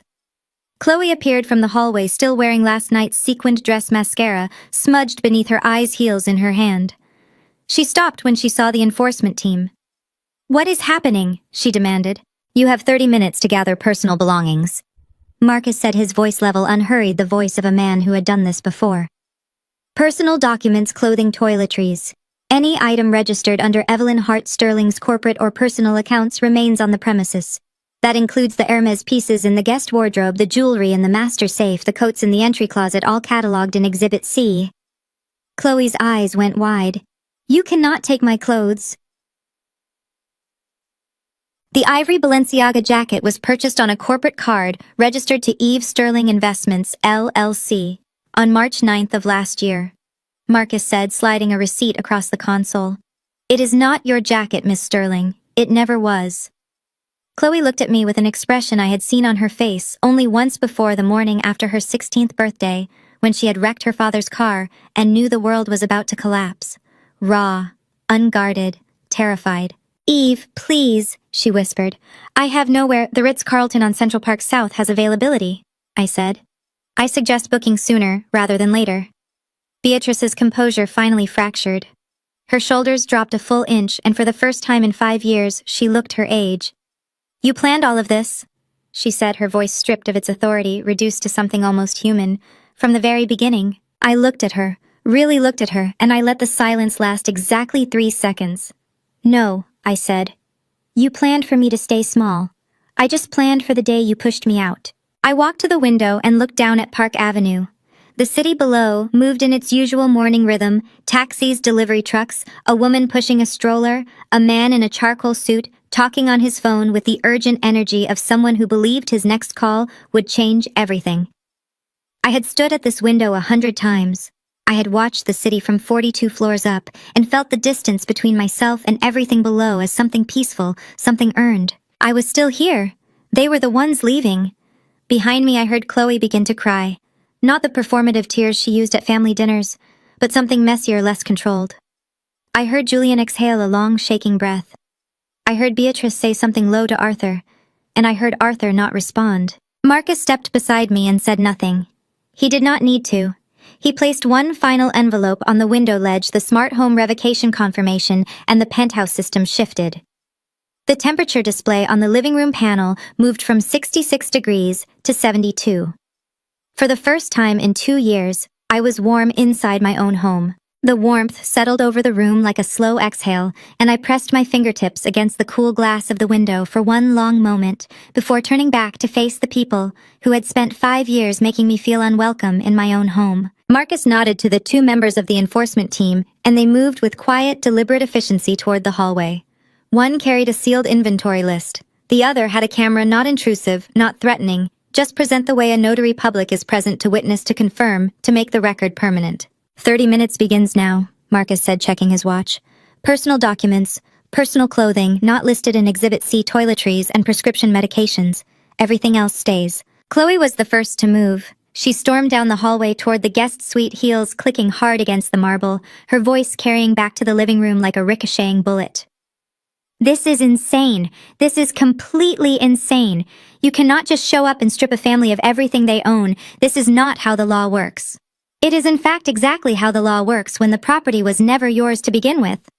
Marcus called after her, perfectly calm. I heard a drawer slam, then another. Beatrice did not move. She stood at the center of the living room. Her chin lifted, her hands folded in front of her like a woman at a state funeral. Her ivory Chanel suit was immaculate. Her posture had not changed. But her eyes told a different story. They were scanning the room, the way a person scans a burning building, trying to calculate what can still be saved. I built this family, she said to no one in particular, her voice low, almost reverential. I sacrificed everything to build this family. Beatrice, Arthur's voice came from the armchair, gentle but firm. Stop. She turned to him sharply, and something passed between them, not silence, not a look without words, but a full reckoning. Her jaw moved, her eyes filled with water she was too proud to let fall. "You knew," she said. "You knew what she was planning and you said nothing." Arthur looked up at his wife and his voice did not tremble. "I said nothing, because I watched you spend 5 years dismantling a good woman, and I was ashamed of myself for letting it happen. I am done being ashamed." Beatrice made a sound, half-breath, half-sob, and pressed her hand to her mouth. Julian stood near the kitchen island, turning his phone over and over in his hands, the screen dark. He had not moved since I walked in. I watched him from across the room, this man I had loved.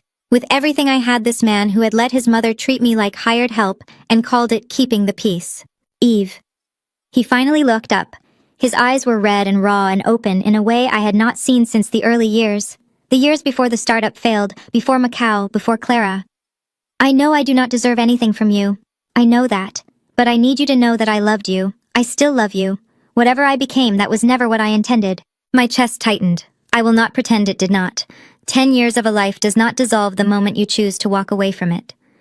But I had learned something in the past 14 months of planning, watching, and waiting. Love without respect is not love. It is a habit. And I had broken the habit. "I know you believe that, Julian," I said. "And I believe you believe it too.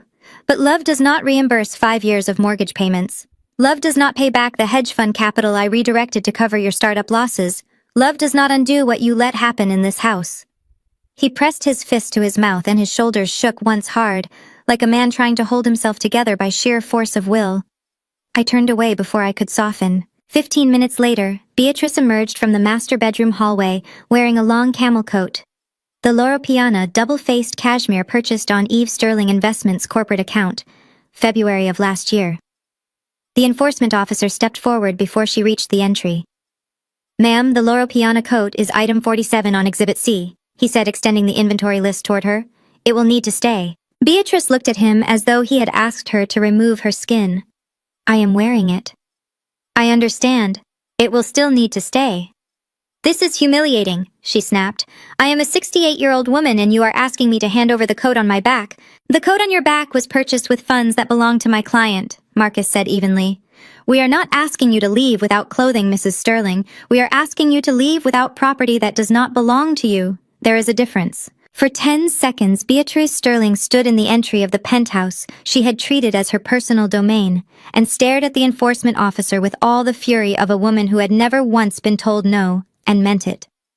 Then, with hands that trembled visibly, she unbuttoned the coat, shrugged it off her shoulders, and held it out without looking at the officer who took it. She was wearing a dove-gray cashmere sweater underneath, her arms exposed to the penthouse air now set at 72 degrees wrapped around herself. "Arthur," she said. Her voice was different now, stripped thin, barely held together. "Are you coming?" Arthur rose slowly from the armchair. He looked at me, and his eyes held everything he could not put into words. The apology, the years of quiet solidarity, the warm meals left outside my office door, the note placed under the Wagyu recipe. He gave me a single, slow nod. "I am not leaving," he said. The room went absolutely still with shock. Not silence, but the specific charged stillness of an unexpected confession landing in the middle of a room. Chloe, dragging a Louis Vuitton duffel behind her, stopped in the hallway. Julian's head snapped up. Beatrice turned to her husband with an expression of pure, unguarded disbelief. "Arthur, I am staying," he said simply because she earned the right to this home more than any of us ever did. Beatrice walked out of the penthouse without another word. Chloe followed, dragging her bag, not looking back. Julian lingered at the threshold, one hand on the doorframe, one foot already in the elevator corridor. He looked at me one final time. "Take care of yourself, Eve," he said. "I always have," I told him. The elevator doors closed. I stood in the center of the penthouse, surrounded by marble floors I had chosen in Carrara beneath ceilings. I had commissioned an architect from Zurich to design in a home I had paid for alone and never once complained about. Arthur sat back down in his armchair by the window and folded his hands in his lap. Marcus placed the last signed document on the console and closed his briefcase with a soft, decisive click. Outside, 42 floors down Park Avenue, moved on.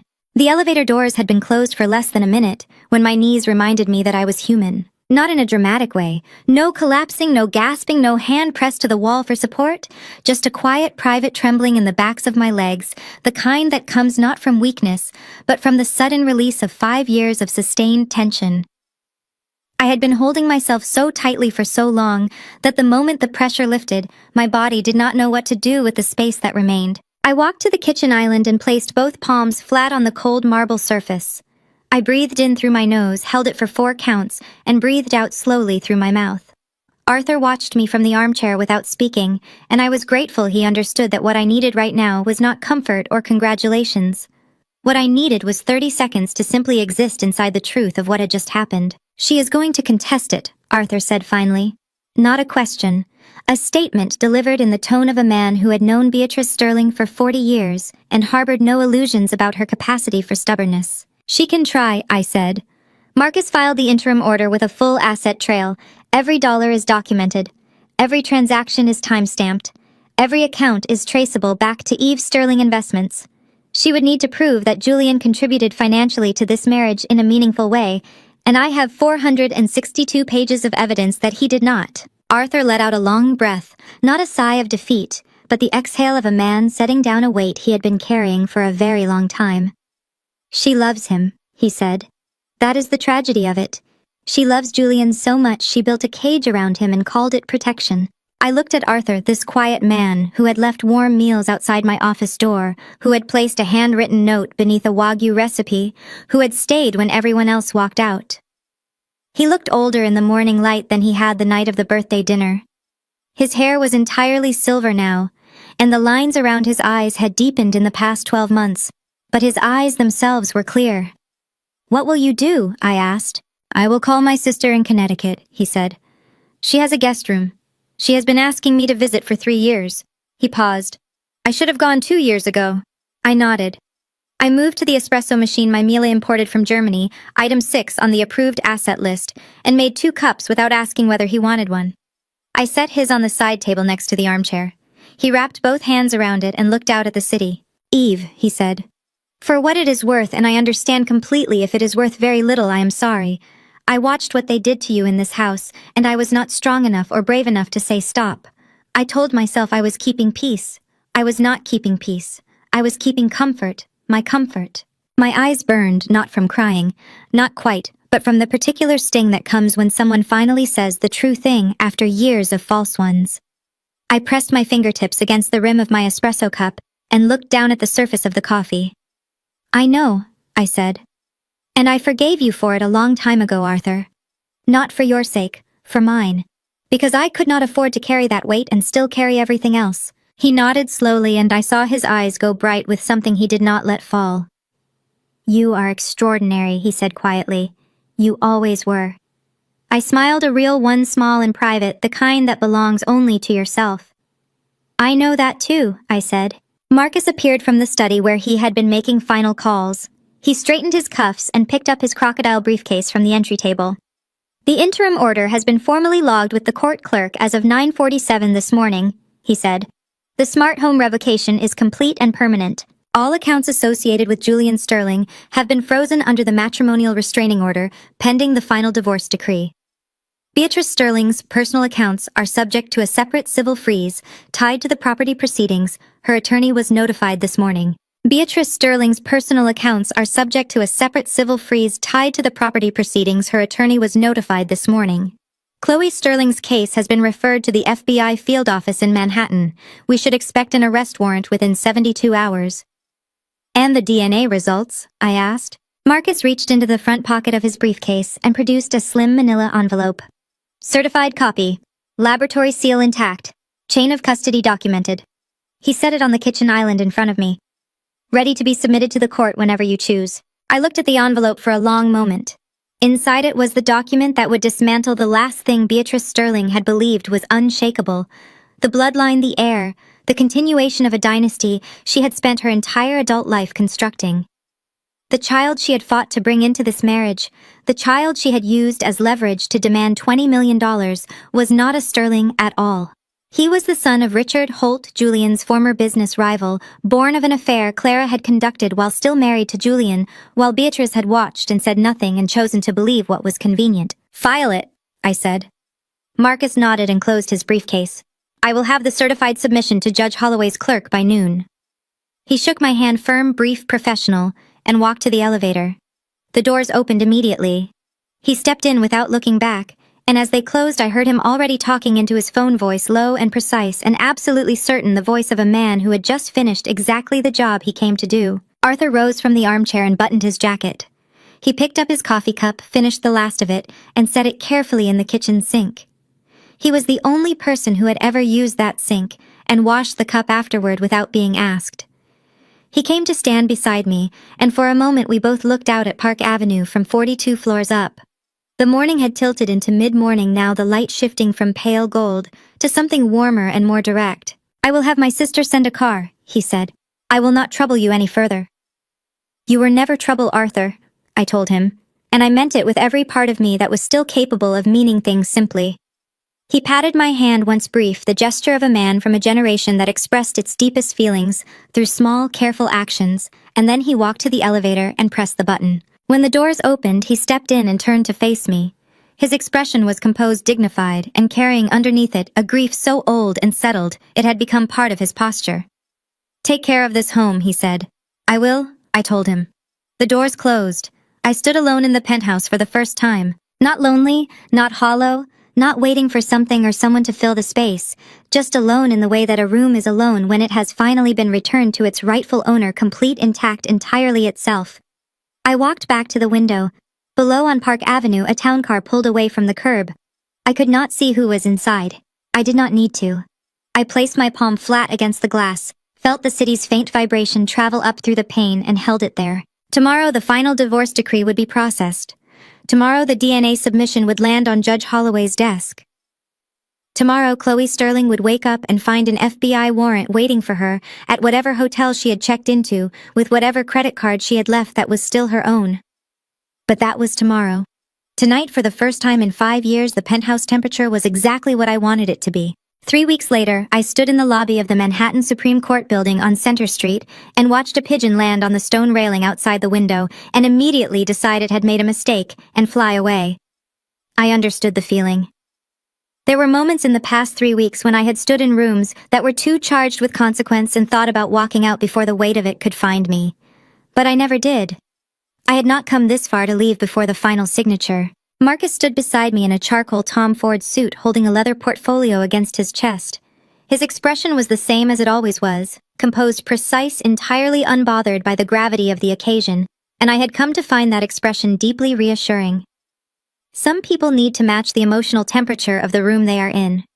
Marcus Webb operated on a different frequency entirely, and it had served us both very well. Judge Holloway will call the case at 10:15, he said, checking his watch.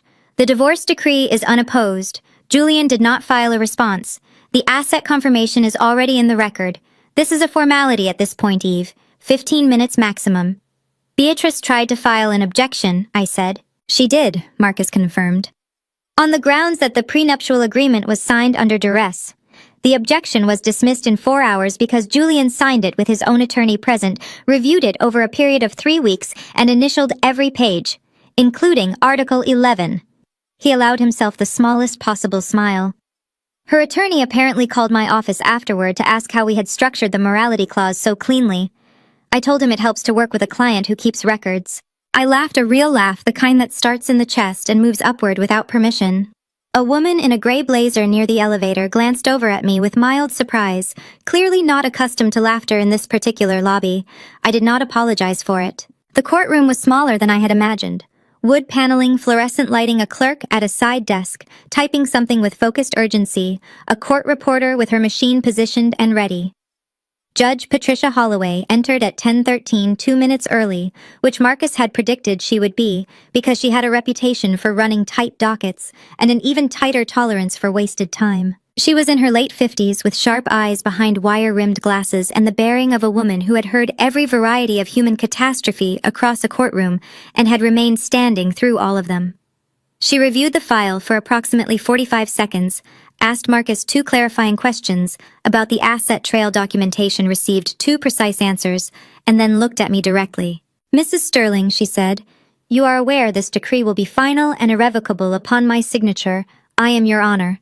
and you are proceeding of your own free will without coercion or duress of any kind. I am your honor." She nodded once, picked up her pen and signed. The sound of that pen moving across paper was not dramatic. It did not echo. It did not shake the walls or fill the room with anything cinematic. It was just a pen moving across paper the way 10,000 other pens had moved across 10,000 other documents in this room before mine.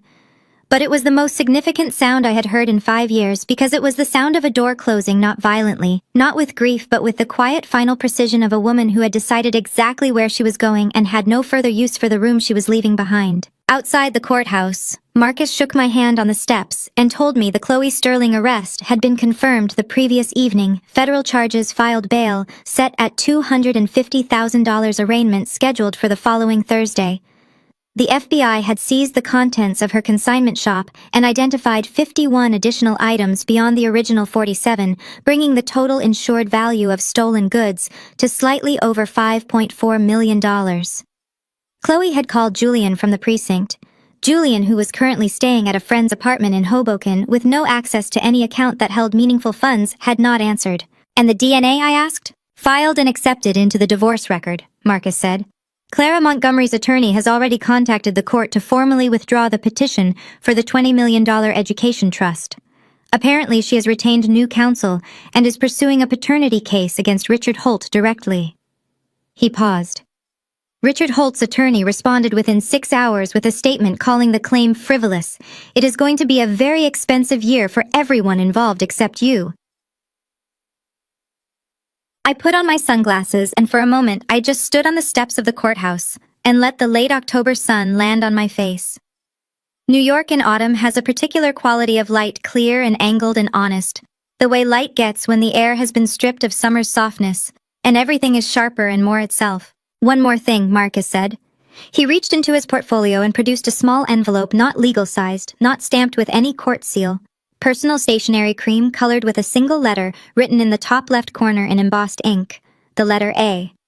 "Arthur left this with my office 2 days ago," Marcus said. "He asked me to give it to you after the decree." I turned the envelope over in my hands. My name was written on the front in Arthur Sterling's careful old-fashioned cursive, the handwriting of a man who had learned to write with a fountain pen and never stopped. I opened it.